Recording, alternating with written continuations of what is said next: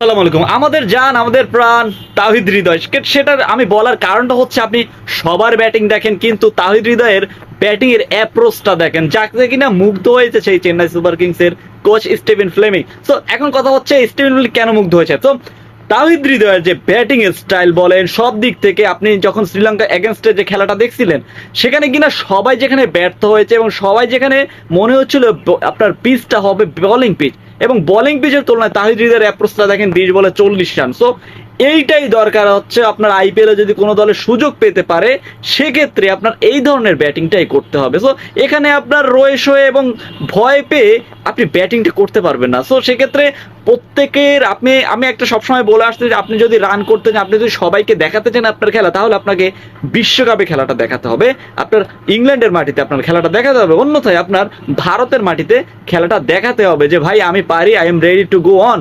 So Tahid হৃদয়ের ব্যাপারটা হচ্ছে এরকম। সো শ্রীলঙ্কার বিপক্ষে যে ছক্কাগুলো মেরেছিলেন এবং রামিজ রাজা বলেছিলেন যে ভাই দেখো এত বড় ছক্কা এই শরীর নিয়ে তুমি কিভাবে মারো। সো তিনি নিজেই সারপ্রাইজ হয়ে গিয়েছিলেন যে এতটুক শরীর নিয়ে তাহিদ হৃদয় এত বড় ছক্কা কিভাবে মারে। আতাহার আলীকে প্রশ্ন করেছিলেন সেই রামিজ রাজা।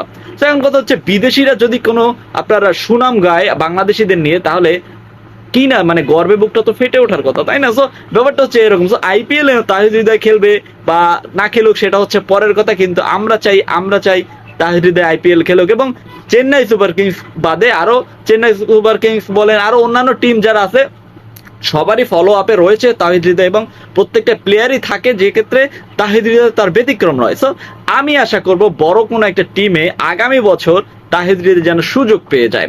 কেন বলতেছি, কারণটা হচ্ছে তাহিদ হৃদয়ের ব্যাটিং পুরো বাংলাদেশিরা যারা আছে তাদের মধ্যে ভিন্ন।